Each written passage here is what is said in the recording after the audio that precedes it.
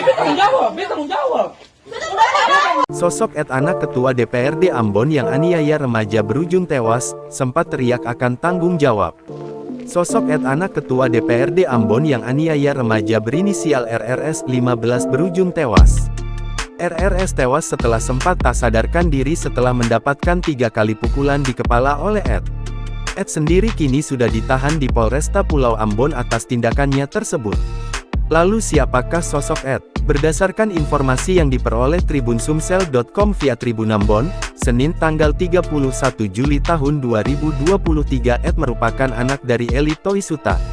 Eli Toisuta bukan orang sembarangan di Ambon lantaran menjabat sebagai Ketua DPRD Ambon. Adapun Ed memiliki 2 saudara kandung lainnya.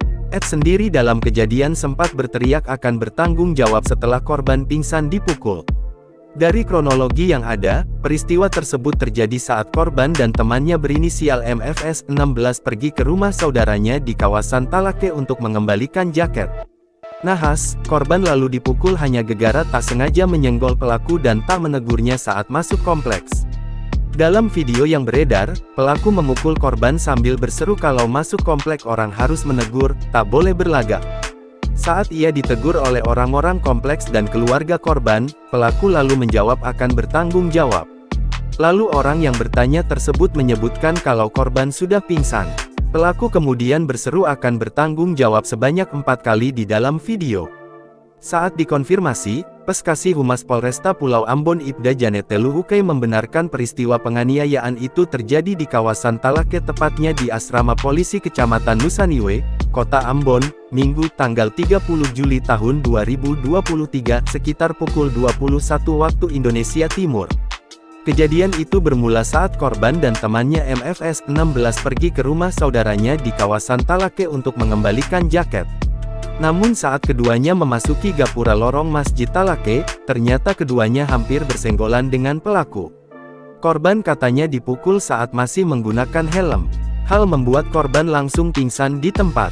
Saat pemukulan, pelaku sempat mengoceh kepada korban bahwa kalau masuk di orang kompleks itu suara abang-abang dan bawa motor pelan-pelan karena pelaku juga masuk orang kompleks buat hal serupa, ujar Janete.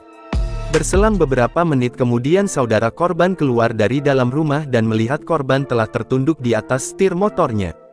Usai melihat pelaku pergi, saudara korban dibantu saksi MFS mengangkat korban masuk ke dalam rumah dengan tujuan menyadarkan korban, namun korban tidak sadarkan diri.